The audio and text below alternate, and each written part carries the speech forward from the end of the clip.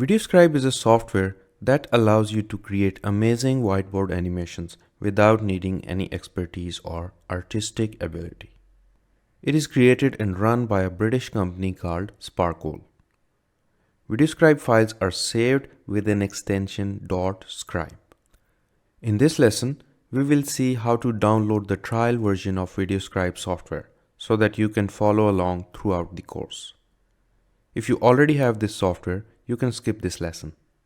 So, Google the word VideoScribe and the first result will bring you to this website.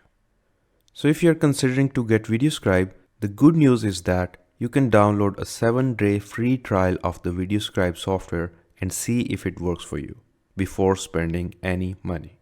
Although the trial version doesn't have all the images and music available in the full version, still it's worth it and I highly recommend it for beginners. The trial version will expire after 7 days. So after that, if you want to buy VideoScribe, you can get its monthly plan for £18 a month, yearly plan for £96 a year, or a one-off payment of £398. So you can choose what works best for you. So let's go to the free trial option. Here you will need to enter your first name and last name, email address, password, and the purpose of getting VideoScribe software. So here you can select education-student. Then you have to check that I agree to Sparkle's terms and condition. And finally, check here that I'm not a robot. Do remember this login information you use on this page because you will have to enter this information into the VideoScribe software after installing it. You can also log in via Facebook or Google ID. Once you hit this Create Your Account button, Sparkle will send you an email on your email ID, like this one, where you will have to click the Confirm Now button or a link below that to activate your account. And after that, your download will start. Once the download is complete, you will have a .msi installation file for Windows or .dmg installation file for Mac. After installation of VideoScribe, open it and you will see a screen like this, where you will be asked to enter your email ID and password, the same details you used while downloading the trial version. Every time you open VideoScribe, this login screen will appear. Enter your login details and click this login button. This is the project screen where you have all the local folders, the cloud folder, and your projects. As you make more and more scribes, soon there will be a lot of files on your project screen when you log in. It's a good idea to keep your files organized in different folders. For the scribes which are not put in any folder, you can have the newest files show up here, or the oldest, or you can have them show up in A to Z sequence. If you want to see contents of a particular folder, you can click on that folder and all of its contents will show up. There is also a filter projects option. I click that. So let's say I'm looking for the scribe files containing the word project. So in this window, I type the keyword project, hit check mark, and all the scribes having this word in their title will show up. That way, you can quickly search for specific files. And when you're done searching, you can go back and clear the filter to show all the files again. Using this question mark icon, you can check the version of your VideoScribe. And as you can see, I'm using the VideoScribe 2.3.0 for PC Pro version. This button takes you to VideoScribe help website where you can get help for any VideoScribe related problem or watch more tutorials they have designed to train people.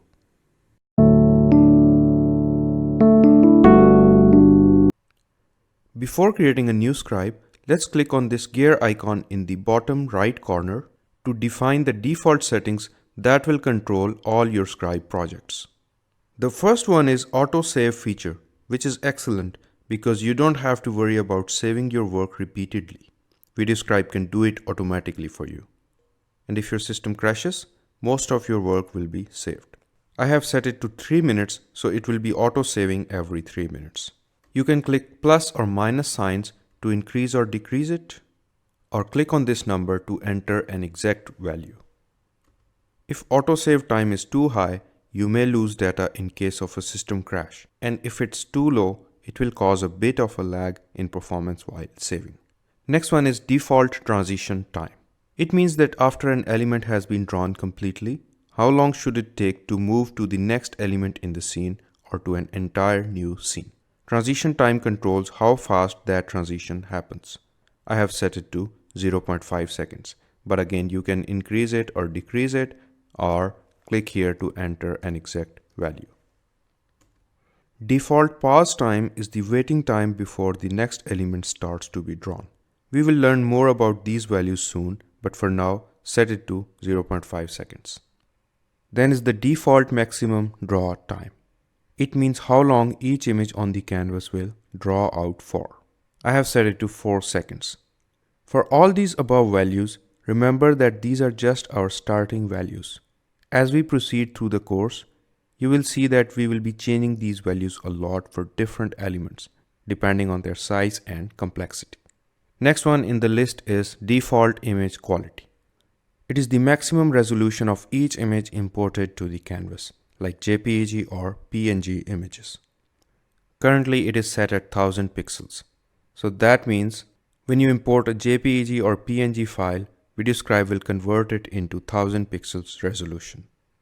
You can bring this value to a maximum of 4000 pixels, but doing that would degrade the speed and performance of VideoScribe. So if you need to zoom into the images during animation, then of course you need to increase this number. But otherwise, I would recommend to set this value around 800 to 1000 pixels, because this value would ensure high quality images without degrading performance of the VideoScribe software. Moreover, image quality only affects normal images.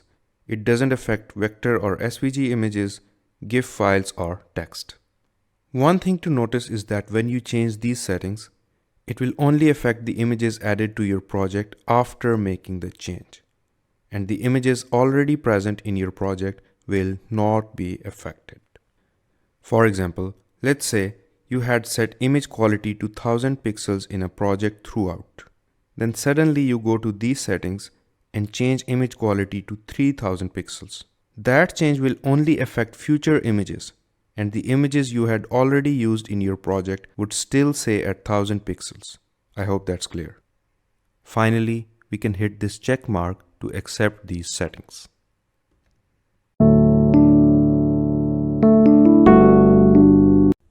If you want to open an existing Scribe file from your computer, click on this folder icon.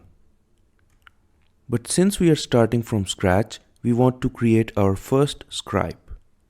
Here is the button to create it. Click it and a new window will open, where you can start making a brand new whiteboard animation. This space is called Canvas, where we will be working. We have a lot of space and you can use any portion of that as you like. We are just seeing sort of a small section of it. We can zoom in and out of the canvas using this plus and minus button. We can also move around, pan over and pan back and forth using these arrows or just by dragging the canvas around. This diagonal arrow is for zooming out completely so that you can see your whole canvas. There is nothing on canvas yet, so it's kind of hard to visualize it. Around the canvas, at the top and bottom, you can see different tools, and this area is the timeline. We will start exploring these in the next lesson. Like every software, VideoScribe has its specific environment and workflow. It may sound a bit confusing in the beginning, but you get used to it after a few hours of practice, and after that, you could be making animations in less than 30 minutes. Now just because I said that doesn't mean it's going to take you 30 minutes to make high quality videos, but honestly, VideoScribe is really easy to learn and very logical. It is one of the easiest softwares around, as you will see, and that's why it is the most popular software for whiteboard animations. I will give you a quick overview of the workspace so that you know where each tool lies. And in the following lessons, we will dive into actually using these tools, and you will learn them while doing some real-world projects. In the middle lies our canvas, where everything will be drawn. Let's start with the Save button. Here you will need to enter the file name and location to save it. Let's call it Lesson 1. I will create a new folder for it using this big plus icon and call it VideoScribe course. Under the Save options, you can use this button to export the Scribe. This button allows you to save the Scribe to your Sparkle Cloud account. These files will be saved on the server of Sparkle and would be accessible from anywhere. It's a good option if you work in groups or on multiple computers frequently. Lastly, with this option, you can save a screenshot of your whole canvas into a PDF file. The next one in the line is Add an image icon. That is for adding images to the canvas. This icon with the T adds text to your canvas. Add chart icon is used for, well, adding charts. With this music button, you can add or change music tracks to your video. This is the voiceover icon and is used for adding narration or voice to your animation. You can change the look of your canvas by adding some background color or texture to it, and that can be done with this paper texture and color tool. The hand that will draw your animation and the pen it will use can be customized using this drawing hand icon. Now let's look at the top right. This play button can be used to preview the animation at any time. Once you're done with your animation, you can use this publish or render button to publish the video, a process also called rendering. In the bottom right, here we have icons for set camera position and clear camera position. These control how the canvas zooms and moves around during the video, as we will see soon. This eyeball is used for temporarily hiding objects added to your canvas, especially for editing purposes. It just hides the element temporarily and doesn't delete it. The next three tools are cut, copy, and paste. These work exactly as their names suggest. Keyboard shortcuts also work with them. That is, for Windows, Ctrl+X for cut, Ctrl+C for copy, and Ctrl+V for paste. And for Mac operating system, that is Command+X for cut, Command+C for copy, and Command+V for paste. On the left of these icons, between these two arrows, lies our timeline, where each of the objects added to your Scribe will sit. From here, we can customize our animation. At the bottom of the canvas, there are 7 buttons. These 4 arrows are for moving canvas around. These plus and minus signs are for zooming in and out. And this diagonal arrow is used for fitting everything to the screen. We will see them in action when we start drawing. So this was just a quick overview of the tools. You may also notice that just by looking at icon for each tool, it's easy to guess what it does. So these tools are pretty easy to remember. From the next section, we will start learning these tools one by one. Thank you.